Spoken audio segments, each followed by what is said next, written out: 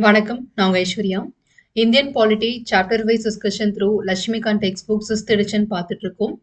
இன்னைக்கு fundamental rights சம்பந்தமா most important lesson discuss பண்ண போறோம். வாங்க ஸ்டார்ட் பண்ணலாம்.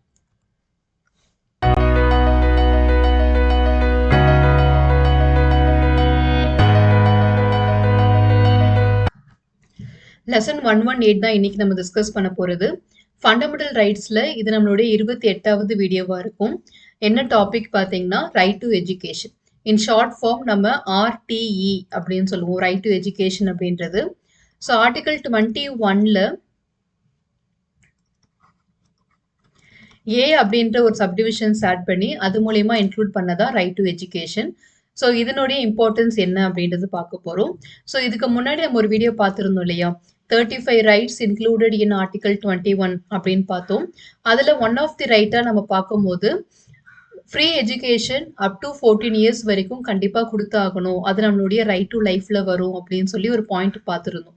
ஸோ அந்த பாயிண்ட் அங்கே மென்ஷன் பண்ணியிருந்தாலும் கூட ஏன் தனியாக ஏ அப்படின்னு ஒரு சப்க்ளாஸ் ஆட் பண்ணி ரைட் டு எஜுகேஷனுக்காக ஒரு தனி ஆர்டிக்கல் கிரியேட் பண்ணாங்க, அதனுடைய இம்பார்ட்டன்ஸ் என்ன அப்படின்றத இந்த வீடியோவில் நம்ம பார்க்கலாம். ஸோ ஆர்டிகல் 21ல அந்த பாயிண்ட் மென்ஷன் பண்ணதுக்கும் இந்த ஆர்டிகல் 21A-க்கும் என்ன டிஃப்ரென்ஸ் இருக்கு, எந்த அளவுக்கு இந்த ஆர்டிகல் முக்கியத்துவமாக மாறி இருக்கு அப்படின்றது எல்லாத்தையுமே நம்ம இதில் டிஸ்கஸ் பண்ணுவோம். ஸோ அது ஸ்டார்ட் பண்ணுறதுக்கு முன்னாடி சில பேசிக் இன்ட்ரடக்ஷன் பார்த்துடலாம். லட்சுமிகாந்த் டெக்ஸ்ட் புக் பொறுத்த வரைக்கும் டோட்டல் 11 சாப்டர்ஸ் டிவைட் பண்ணியிருக்காங்க. அதில் ஃபர்ஸ்ட் சாப்டர் பார்த்தீங்கன்னா கான்ஸ்டியூஷன் ஃப்ரேம்வொர்க். இந்த சாப்டரை ஃபர்தராக பார்த்தீங்கன்னா 11 பார்ட்ஸாக டிவைட் பண்ணியிருக்காங்க. அதில் சோஃபா நம்ம 6 பார்ட்ஸ் கம்ப்ளீட் பண்ணிட்டோம். ஃபண்டமெண்டல் ரைட்ஸ் அப்படின்ற டாபிக் தான் இப்போ டிஸ்கஸ் பண்ணிட்டு இருக்கோம். ஸோ ஹிஸ்டாரிக்கல் பேக்ரவுண்டில் ரெகுலேட்டிங் ஆக்ட்லேருந்து ஆரம்பித்து இன்டரிம் கவர்மெண்ட் வரைக்கும் எல்லா டாப்பிக்கும் பார்த்துட்டோம்.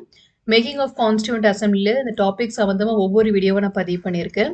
சேலியன்ட் ஃபீச்சர்ஸில் நியர்லி 30 வீடியோஸ் நம்ம பார்த்துருக்கோம். அதுக்குண்டான தலைப்புகள் எல்லாமே இது. அடுத்ததாக பிரியாம்பிள் டிஸ்கஸ் பண்ணோம், என்னென்ன டாப்பிக்கில் டிஸ்கஸ் பண்ணோன்றது இங்கே இருக்குது. யூனியன் அண்ட் செரிட்டரியில் இந்த டாபிக் சம்மந்தமாக ஒவ்வொரு வீடியோவை பதிவு பண்ணியிருக்கேன். சிட்டிசன்ஷிப் அப்படின்னு டாப்பிக்லேயுமே நம்ம எல்லா வீடியோஸுமே டிஸ்கஸ் பண்ணியிருக்கோம். இதுக்கான லிங்க்ஸ் எல்லாமே டிஸ்கிரிப்ஷன் பாக்ஸில் அஸ் அ பிளேலிஸ்ட்டாக ஆட் பண்ணியிருக்கேன். ஸோ நீங்கள் அதில் எடுத்து செக் பண்ணிங்கன்னா அந்த ரெஸ்பெக்டிவ் வீடியோஸ்க்கான லிங்க் எல்லாமே உங்களுக்கு கிடைக்கும். ஃபண்டமெண்டல் ரைட்ஸில் பார்த்தீங்கன்னா சோஃபார் இந்த டாபிக்ஸ் எல்லாமே நம்ம முடிச்சிட்டோம். அண்ட் இப்போது ப்ரெசென்ட்லி ரைட் டு எஜுகேஷன் அப்படின்ற டாபிக் டிஸ்கஸ் பண்ண போகிறோம். இந்த ஆர்டிகல் கம்ப்ளீட் பண்ணுறது மூலயமா நமக்கு ஆர்டிகல் 21 கம்ப்ளீட் ஆயிரும். அதாவது right to life and personal liberty கீழே வரக்கூடியது கம்ப்ளீட் ஆயிரும். அதுக்கு அடுத்து நம்ம ஆரம்பிக்க போகிறது ஆர்டிகல் 22. ஸோ இதில் நம்ம 2 வீடியோஸ் ஏபி அப்படின்ற மாதிரி டிஸ்கஸ் பண்ணலாம். அது முடிஞ்சதுக்கு அப்புறமா ஆர்டிகல் 23, 24 அந்த மாதிரி 1 by 1 நம்ம ஸ்டார்ட் பண்ணிடலாம். ஸோ ஒன்ஸ் எல்லாம் முடிச்சதுக்கு அப்புறமா அடுத்து இந்த டாபிக்ஸ் எல்லாமே நம்ம பார்க்க வேண்டியதாக இருக்குது. ஸோ ஒன்ஸ் எல்லாம் முடிச்சிட்டோம் அப்படின்னா நமக்கு ஃபண்டமெண்டல் ரைட்ஸ் கம்ப்ளீட்டாக முடிஞ்சிடும். ஸோ இன்னைக்கு கண்டென்ட் நம்ம ஸ்டார்ட் பண்ணலாம். ரைட் டு எஜுகேஷன், கல்விக்கான உரிமை அப்படின்னு சொல்லக்கூடியது. In short form we can name it as RTE அப்படின்னு சொல்லியிருந்தேன். ஆர்டிகல் 21A அப்படின்றது புதுசாக ஆட் பண்ணியிருந்தாங்க. எந்த அமெண்ட்மெண்ட், எந்த வருஷம் எல்லாமே பின்னாடி பார்ப்போம். ஸோ இந்த ஆர்டிகல் என்ன சொல்லுது அப்படின்னு பார்த்தீங்கன்னா, it declares that the state shall provide free and compulsory education to all children of the age of 6 to 14 years in such a manner as a state may determine அப்படின்னு கொடுத்துருக்காங்க. So ஒரு state மே டிட்டர்மைன்னா என்ன அர்த்தம் அப்படின்னா, ஒவ்வொரு மாநிலத்திலையுமே வந்து like இங்கே state அப்படின்றது அரசாங்கம் தான். ஸோ இப்போ ஸ்டேட் டு ஸ்டேட் வந்து வேற வேற கவர்மெண்ட் இருக்காங்க. ஸோ அவங்களுடைய பிளான் எல்லாமே வேற வேறையா இருக்கும். ஸோ அவங்க எந்த அளவு கல்வி கொடுக்கணும், எப்படி கொடுக்கணும், அவங்களுடைய மாநிலத்தில் எந்த மாதிரியான நடைமுறையில் இருக்கோ அந்த நடைமுறையில் அந்த இலவச கல்வியை அவங்க ப்ரொவைட் பண்ணலாம். ஸோ ஆல் ஓவர் இந்தியா இந்த எஜுகேஷன் வந்து சிமிலராக இருக்கணுன்ற அவசியம் இல்லை. State to state and government to government it may change. அந்தந்த கவர்மெண்ட்டில் என்ன மாதிரியான ப்ரொசீஜர் ஃபாலோ பண்ணுறாங்களோ அதை பேஸ் பண்ணி அவங்க கொடுக்கலாம் அப்படின்னு சொல்லியிருக்காங்க. ஸோ நம்ம எங்கே சமச்சீர் கல்வி முறையை ஃபாலோ பண்ணிட்டு இருக்கோம். Most of the north Indian states பார்த்தீங்கன்னா they are following CBSE as well as the respective state syllabus follow பண்ணிட்டு இருக்காங்க. நம்மளோட இதில் சிபிஎஸ்சியும் சமச்சீர் கல்வியும் ஈக்குவலாக தான் போயிட்டு இருக்கு. அண்ட் வேற மாநிலங்கள்லாம் பார்த்தீங்கன்னா அவங்க வேற மாதிரி வந்து ப்ரொவைட் பண்ணிட்டு இருக்காங்க. ஸோ இந்த மாதிரியான டிஃப்ரென்ஸ் இருக்கிறதுனால அந்தந்த ஸ்டேட்ல என்னென்ன மாதிரியான ஒரு விஷயங்கள் ஃபாலோ பண்றாங்களோ அதை பேஸ் பண்ணி இங்க இலவச கல்வியை ப்ரொவைட் பண்ணுங்க அப்படின்னு சொல்லிட்டாங்க. ஸோ மெயினாக நம்ம தெரிஞ்சுக்க வேண்டியது இங்க ஏஜ் ரொம்ப இம்பார்ட்டன்ட். 6 வயசுல இருந்து 14 வயசு வரைக்கும் 6 to 14 years வரைக்கும் இலவச கல்வி கட்டாயம் கொடுக்கணும், அது உங்களுடைய உரிமை அப்படின்றத சொல்லிட்டாங்க. So it declares that state shall provide free and compulsory education to all children. So ஃப்ரீனா இலவசம், கம்பல்சரினா கட்டாயம். ஸோ மேண்டேட்டரியா கொடுத்து தான் ஆகணும். கொடுக்காம விட்டீங்க அப்படின்னா அது குற்றத்திற்குரிய விஷயமா மாறிடும். அப்படி கொடுக்கக்கூடிய கல்வி வந்து இலவசமா தான் இருக்கணும். எந்த இடத்துலயுமே நீங்க எந்த ஃபீஸுமே வாங்கிடக்கூடாது. டைரக்டாவோ இன்டைரக்டாவோ எங்கேயுமே நீங்க வாங்கக்கூடாது. அடுத்ததாக, thus this provision makes only elementary education a fundamental right and not higher or professional education அப்படின்னு சொல்லியிருக்காங்க. ஸோ எலிமெண்ட்ரி எஜுகேஷன் அப்படின்னா நமக்கு ஃபர்ஸ்ட் ஸ்டாண்டர்ட்ல இருந்து 8th ஸ்டாண்டர்ட் வரைக்கும். யூஸ்வலாக வந்து 5 வயசு ஆகும்போது ஃபர்ஸ்ட் ஸ்டாண்டர்ட் சேர்ற மாதிரி இருக்கும் இல்லையா? ஸோ அந்த கிரைட்டீரியாவில் இவங்க பார்த்துருக்காங்க. ஸோ 6 to 14 அப்படின்னா மோஸ்ட்லி வந்து ஃபர்ஸ்ட் ஸ்டாண்டர்ட்ல இருந்து 8 இல்லைன்னா ப்ரீ எஜுகேஷன்ல இருந்து 8th ஸ்டாண்டர்ட் வரைக்கும் உங்களுக்கு கவர் ஆயிரும். ஸோ அந்த எலிமெண்ட்ரி எஜுகேஷன் வரைக்கும் தான் இவங்க கவர் பண்றாங்க. அதுக்கப்புறம் இருக்கக்கூடிய எந்த ஹையர் எஜுகேஷனும் ஃபாலோ பண்ணல. மேஜரா பார்த்தீங்கன்னா 12th வரைக்கும் கூட அவங்க 10th வரைக்கும் கூட கவர் பண்ணல. 8th வரைக்கும் மட்டும்தான் கவர் பண்றாங்க ஃப்ரீ எஜுகேஷன்ல. அதுக்கப்புறம் இருக்கிறது எல்லாமே இட்ஸ் அ பெய்ட் கோர்ஸாக தான் வருது. கவர்மெண்ட் ஸ்கூல்ல வந்து மினிமம் ஃபீஸ்ல நம்ம வந்து படிக்கிற மாதிரி இருக்கும். ஸோ 6 to 14 இயர்ஸ் கட்டாயம் எல்லாருமே படிச்சே ஆகணும். ஏன்னா அந்த வயசுக்குள்ள இருக்கிறவங்க எல்லாருமே சைல்ட் லேபர்ல வந்துருவாங்க. 14 வயசு கீழே நீங்க படிக்காம வேலை செய்றீங்க அப்படின்னா நீங்க சைல்ட் லேபர்ல வந்துருவீங்க. ஸோ அந்த 14 இயர்ஸ் வரைக்கும் நீங்க கல்வி கொடுத்துட்டீங்கன்னா கட்டாயம் அவங்க வேலை பார்க்க போறது இல்லை. அப்ப அந்த எஜுகேஷன் அந்த குழந்தைங்களுக்கு கிடைச்சிரும் அப்படின்றதுனால தான் அந்த 14 இயர்ஸ் வரைக்கும்ன்றதை ஸ்பெசிஃபை பண்ணியிருக்காங்க. So thus this provision makes only elementary education a fundamental right and not higher or professional education. அப்படின்னா என்ன அர்த்தம்னா லைக் நம்ம இன்ஜினியரிங் படிக்கிறதா இருக்கட்டும், டாக்டர் படிக்கிறது, அட்வொகேட் படிக்கிறது, ஸோ என்னென்ன மாதிரியான ஆர்ட்ஸ் அண்ட் சயின்ஸ், ஸோ நிறைய கோர்சஸ் இருக்கு இல்லையா? இந்த ப்ரொஃபஷனல் ஹையர் ஸ்டடீஸ் எதுவுமே வந்து இதில் இன்க்ளூட் ஆகலை. 14 வயது வரைக்கும் லைக் 8th ஸ்டாண்டர்ட் வரைக்கும் நார்மலாக அது கவர் ஆகும். அந்த ஸ்டாண்டர்ட் வரைக்கும் தான் ஃப்ரீ எஜுகேஷன் உங்களுக்கு அப்ளிகபிள் ஆகும்.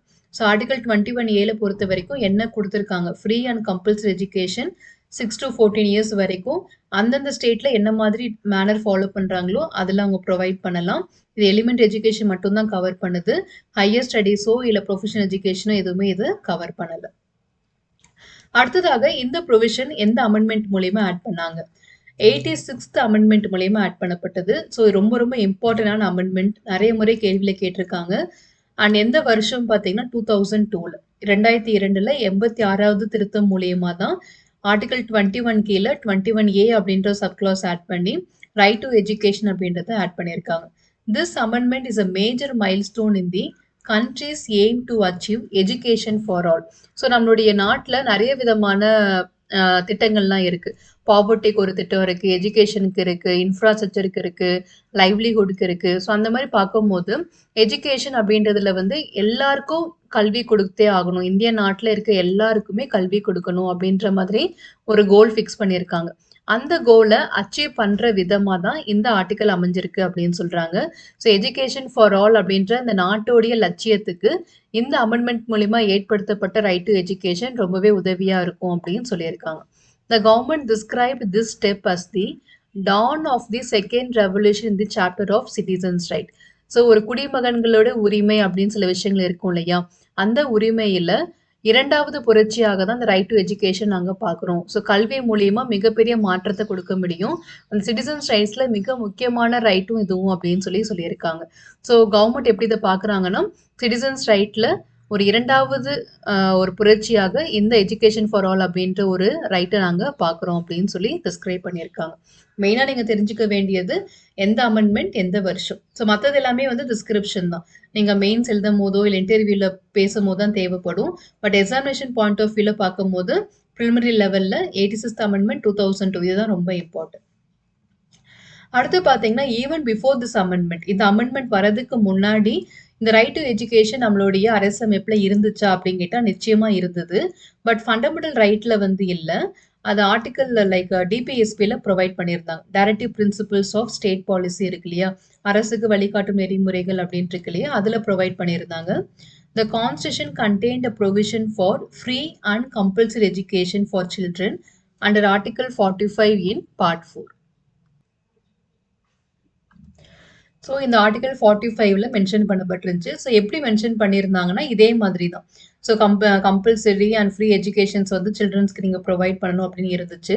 ஸோ அப்போ அதில் இருந்துச்சு இல்லையா? அப்போ ஏன் அதை அதிலேருந்து ரிமூவ் பண்ணிட்டு இல்லை அதில் மாடிஃபை பண்ணி நம்ம ஃபண்டமெண்டல் ரைட்டில் இதை இன்க்ளூட் பண்ணணும் அப்படின்னு கேட்டால் டிபிஎஸ்பி பொறுத்த வரைக்கும் நான் ஜஸ்டிசபிள் இன் நேச்சர், அதாவது ஜுடிஷியல் ஸ்கோப் இல்லாத ஒரு பகுதி அது. அதுல செய்யப்படாத விஷயத்துக்காக நீங்க கிளைம் பண்ண முடியாது. ஏன் இதை செய்யல, எங்களுக்கு இது கொடுத்தாகணும் அப்படின்ற மாதிரி கேட்க முடியாது. So not enforceable in court அப்படின்னு இருக்கிறதுனால டிபிஎஸ்பி பொறுத்த வரைக்கும் அது மாரல் வேல்யூவா மாறிடுச்சு. இதுவே அந்த விஷயம் ஃபண்டமெண்டல் ரைட்ல இருந்துச்சுன்னா அது கிடைக்காம இருக்கக்கூடிய குழந்தைகள் அந்த உரிமையை கேட்டு அவங்க போராட முடியும். ஸோ அதனால இந்த விஷயத்துக்கு அதிக முக்கியத்துவம் கொடுக்கணும், எல்லாருக்கும் இது போய் சேர்ந்தாகணும், சேராதவங்க இதை கேட்டு வாங்குறதுக்கான உரிமையை இது மாறணும் அப்படின்றதுனால தான் டிபிஎஸ்பியில இருந்து எடுத்து அதை ஃபண்டமெண்டல் ரைட்ல right to life and personal லிபர்ட்டில ஆட் பண்ணாங்க. However, being a directive principle, it was not enforceable by the court. Now there is a scope for judicial intervention in this regard. அந்த ஃபண்டமெண்டல் ரைட்ல include பண்ணது மூலயமா இந்த right to எஜுகேஷனுக்கு ஒரு judicial intervention வந்துருச்சு. So யாருக்கெல்லாம் இந்த ரைட் டு எஜுகேஷன் மறுக்கப்படுதோ அவங்க எல்லாமே இதை கிளைம் பண்ணிக்கிறதுக்கான ஒரு வாய்ப்பு இப்போ உருவாயிருக்கு. ஸோ அதனால தான் மெயினாக டிபிஎஸ்பிலேருந்து ரிமூவ் பண்ணி ஃபண்டமெண்டல் ரைட்ல ஆட் பண்ணியிருக்காங்க. ஸோ இந்த 86வது திருத்தம் இருக்கு இல்லையா, 86th அமெண்ட்மெண்ட் ரொம்ப ரொம்ப இம்பார்ட்டன்ட். ஏன்னா நம்மளுடைய இந்திய அரசியலமைப்புல மிக முக்கியமான 3 பகுதிகளில் மாற்றம் பண்ணியிருக்கோம். ஃபர்ஸ்ட் சேஞ்ச் எங்கன்னு பார்த்தீங்கன்னா ஃபண்டமெண்டல் ரைட்ஸ்ல ஒரு நியூ ஆர்டிக்கலை இன்சர்ட் பண்ணது. நியூ ஆர்டிக்கல் 21A இன்சர்ட் பண்ணது. அடுத்து பார்த்தீங்கன்னா டிபிஎஸ்பியில் ஆல்ரெடி இருந்த ஒரு ப்ரொவிஷனை சேஞ்ச் பண்ணியிருப்பாங்க. அதே ஆர்டிக்கல் 45ல இப்போவும் இருக்கு. ஆனா முன்னாடி இருந்தது எப்படின்னா வந்து 6 to 14 years இருந்துச்சு பிஃபோர் பார்த்தீங்கன்னா எஜுகேஷன் டு 6 to 14 years அப்படின்னு இருந்துச்சு. அதை இப்படி எப்படி சேஞ்ச் பண்ணிட்டாங்கன்னா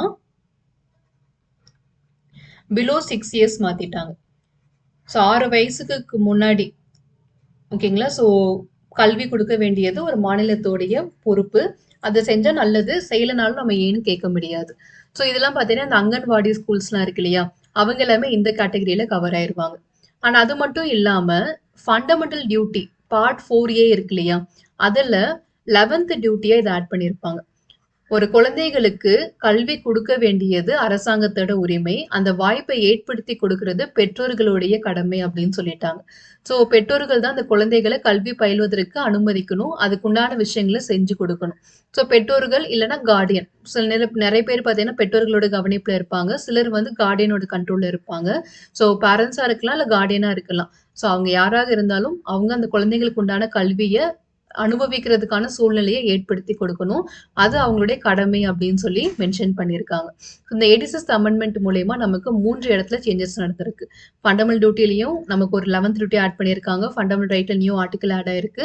ஆல்ரெடி இருந்த டிபிஎஸ்பியில் ரைட் டு எஜுகேஷன் அந்த ஏஜ் லிமிட்டை குறைச்சிட்டாங்க, 6 to 14 இருந்ததை பிலோ 6 yearsனு மாத்திட்டாங்க. ஏன்னா நமக்கு இப்போ ஆர்டிகல் 21Aல இந்த 6 to 14 years வந்ததுனால இங்க பிலோ 6 years அப்படின்ற ஒரு சேஞ்ச் வந்திருக்கு. ஸோ அதனால தான் இந்த அமெண்ட்மெண்ட் ரொம்ப ரொம்ப இம்பார்ட்டன்டான அமெண்ட்மெண்ட்டா மாறி இருக்கு. நிறைய முறை கேள்வியில கேட்டிருக்காங்க, அந்த இயரும் நோட் பண்ணிக்கோங்க. 2002ல இந்த அமெண்ட்மெண்ட் கொண்டு வரப்பட்டிருக்கு.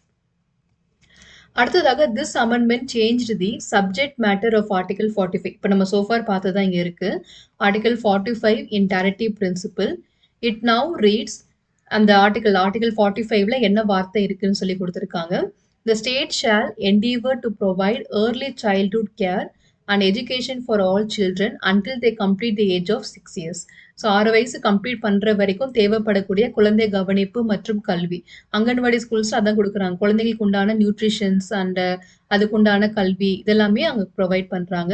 ஸோ அந்த சைல்ட்ஹுட் கேரும் எஜுகேஷனும் பிலோ 6 years யாருக்கெல்லாம் தேவைப்படுதோ அது எல்லாமே அரசாங்கம் கொடுத்தாகணும் அப்படின்னு சொல்லி ப்ரொவைட் பண்ணியிருக்காங்க. And அது மட்டும் இல்லாம it also added a new fundamental duty under Article 51A that reads, it shall be the duty of every citizen of India to provide opportunities for education to his child or ward between the age of 6 and 14 years அப்படின்னு சொல்லியிருக்காங்க. So இது வந்து புதிய duty, already நமக்கு 10 duties இருந்துச்சு, இப்போ 11th duty அப்படின்றத add பண்ணியிருக்காங்க. இந்த 11வது டியூட்டி மூலயமா இந்த விஷயங்கள் நமக்கு ஆட் ஆயிருக்கு. ஸோ 6 and 14 years அப்படின்றத நோட் பண்ணிக்கோ.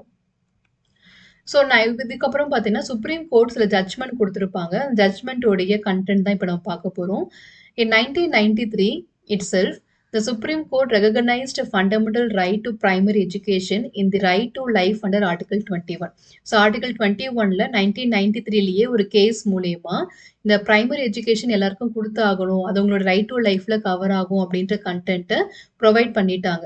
அப்போவே அது இருந்திருக்கு. பட் 2002ல தான் இந்த 86வது அமெண்ட்மெண்ட் மூலியமா நியூ ஆர்டிக்கலை இன்சர்ட் பண்ணியிருக்காங்க. ஓகே, ஸோ இதுக்கு முன்னாடி இருந்துச்சான்னு கேட்டா, இந்த ஆர்டிகல் 21A வரதுக்கு முன்னாடி ஃபண்டமெண்டல் ரைட்ல ரைட் டு எஜுகேஷன் இருந்துச்சான்னு கேட்டா இருந்துச்சு. ஆர்டிகல் 21லயே இருந்திருக்கு. 1993ல ஒரு சுப்ரீம் கோர்ட் ஒரு ஜட்ஜ்மெண்ட் மூலியமா அதை ஆட் பண்ணியிருக்காங்க. It held that every child or citizen of this country as a right to free education until he completes the age of 14 years. ஏன்னா 1993ல supreme court இந்த ஜட்ஜ்மெண்ட் கொடுத்துருக்காங்க இல்லையா, இதுக்கு முன்னாடி 1992ல ஒரு ஜட்ஜ்மெண்ட் கொடுத்துருப்பாங்க. அதில் ஒரு ஸ்டேட் வந்து ஃப்ரீ எஜுகேஷன் சில்ட்ரனுக்கு கொடுக்கணும், it includes professional education also அப்படின்னு சொல்லிட்டாங்க. அதாவது அவங்க டிகிரி படிக்கிற வரைக்குமே நீங்கள் இலவச கல்வி கொடுத்தாகணும் அப்படின்ற மாதிரி மென்ஷன் பண்ணிட்டாங்க. ஆனால் அது நடைமுறைப்படுத்துறது நிறைய சிக்கல்கள் இருந்துச்சு. ஏன்னா ஒவ்வொரு அரசாங்கம் பார்த்தீங்கன்னா அதுக்குண்டான ஃபண்ட் அவங்ககிட்ட இல்லை. ஸோ அப்போ இந்த ஃபண்டு இல்லாத காரணத்தினால அட்லீஸ்ட் ஒரு பேசிக் எஜுகேஷனாவது நம்ம ப்ரொவைட் பண்ணிடலாம், அந்த நாலேஜை வச்சு அவங்க ஹையர் ஸ்டடீஸை அவங்க பர்சீவ் பண்ணிக்க முடியும் அப்படின்னு சொல்லி டிசைட் பண்ணுறாங்க. ஸோ அதுக்கப்புறம் தான் 1993ல பிரைமரி லெவலில் மட்டுமாவது இலவச கல்வியை நீங்கள் எல்லாரும் கொடுத்தாகணும் அப்படின்னு சொல்லி கொண்டு வராங்க. ஸோ ஏஜ் ஆஃப் 14 இயர்ஸ் வரைக்கும் கட்டாயமான கல்வி, அதுவும் இலவச கல்வி ஒரு அரசாங்கம் கொடுத்தே ஆகணும் அப்படின்றது 1993ல ஆர்டிகல் 21லயே இன்சர்ட் பண்ணியாச்சு. அப்படி இருந்தும் ஆர்டிகல் 21A தனியாக பின்னாடி இன்க்ளூட் பண்ணி அந்த ரைட்டை இன்னும் கொஞ்சம் ஸ்ட்ராங்காக மாற்றினாங்க. தனியாக அதுக்கு ப்ரொவிஷன் கொண்டு வந்து அதை இம்ப்ளிமெண்ட் பண்ணுறதுக்காக ஒரு ஆக்டும் பாஸ் பண்ணுறாங்க. அதுதான் 2010ல நடைமுறைக்கு வந்துச்சு. Thereafter, his right to education,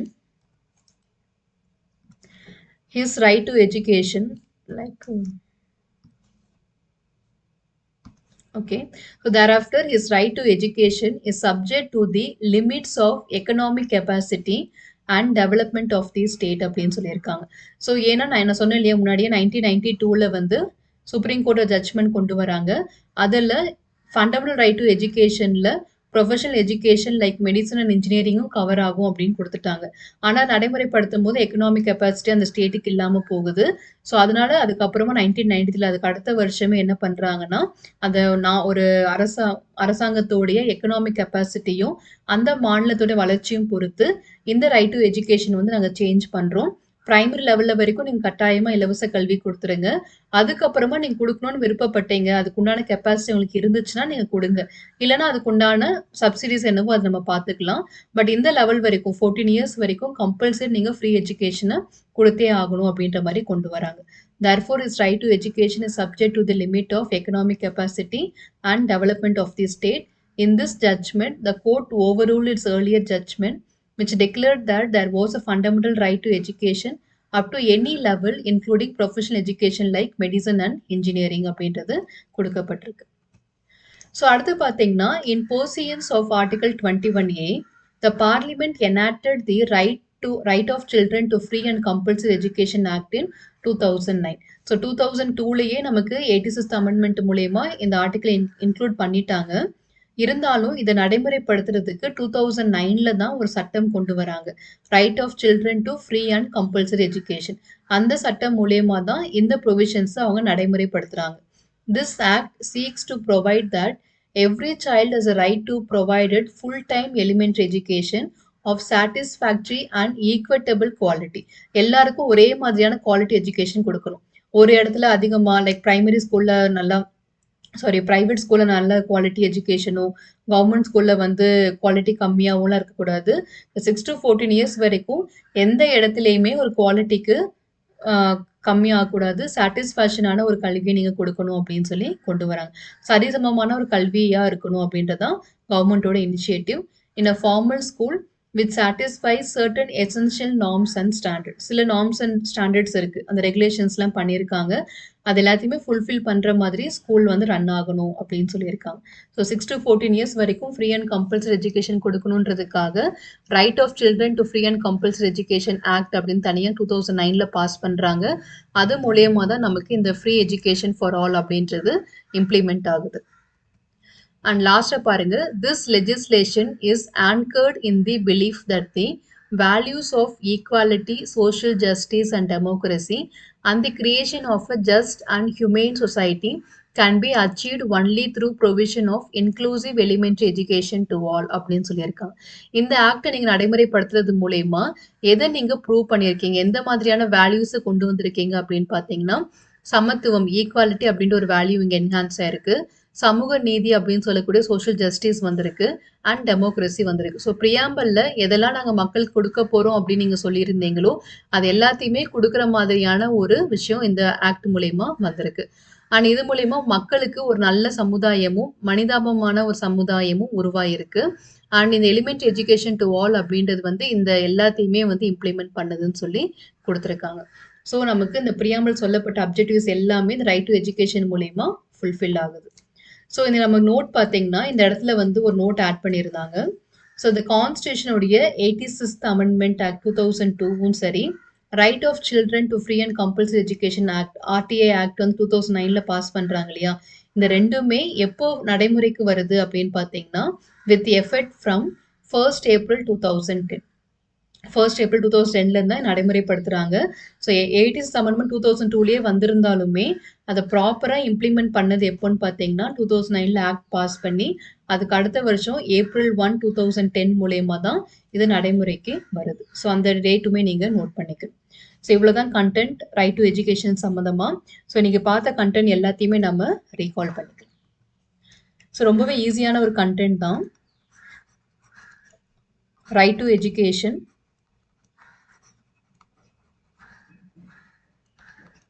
so first நீங்கள் எது தெரிஞ்சுக்கணுன்னா இல்லை எந்த ஆர்டிக்கல் அப்படின்றது தெரிஞ்சுக்கணும். So article 21A free and compulsory education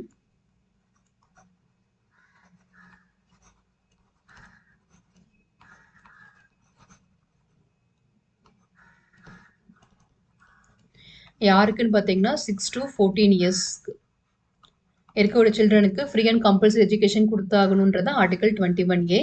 so இது எந்த அமெண்ட்மெண்ட் மூலயமா ஆட் பண்ணாங்க அப்படின்னு கேட்டால் 86th அமெண்ட்மெண்ட் இந்த இயர் 2002 அப்போ தான் இதை ஆட் பண்ணுறாங்க.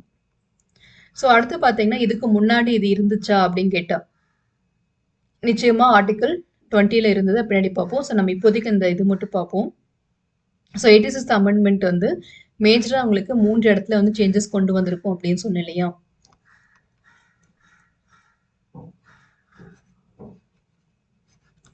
ஸோ ஒன்று வந்து fundamental rights article 21A. Second வந்து ஆல்ரெடி டிபிஎஸ்பியில் இருந்துச்சு ஆர்டிகல் 45. அதில் 6 to 14 இயர்ஸ் இருந்தது பிலோ 6 இயர்ஸ் அப்படின்னு சொல்லி மாற்றிட்டாங்க. அண்ட் அடுத்ததாக ஃபண்டமெண்டல் டியூட்டியில் 11th டியூட்டி ஆட் ஆயிருக்கு. இது எல்லாமே 86th அமெண்ட்மெண்ட் மூலிமா கொண்டு வந்தது. ஸோ இதுக்கு முன்னாடி இது இருந்துச்சா அப்படின்னு கேட்டால் சுப்ரீம் கோர்ட் வந்து நிறைய ஜட்ஜ்மெண்ட் கொடுத்துருந்தாங்க. 1993லேயே 1992ல் வந்து பார்த்தீங்கன்னா ஃப்ரீ எஜுகேஷன்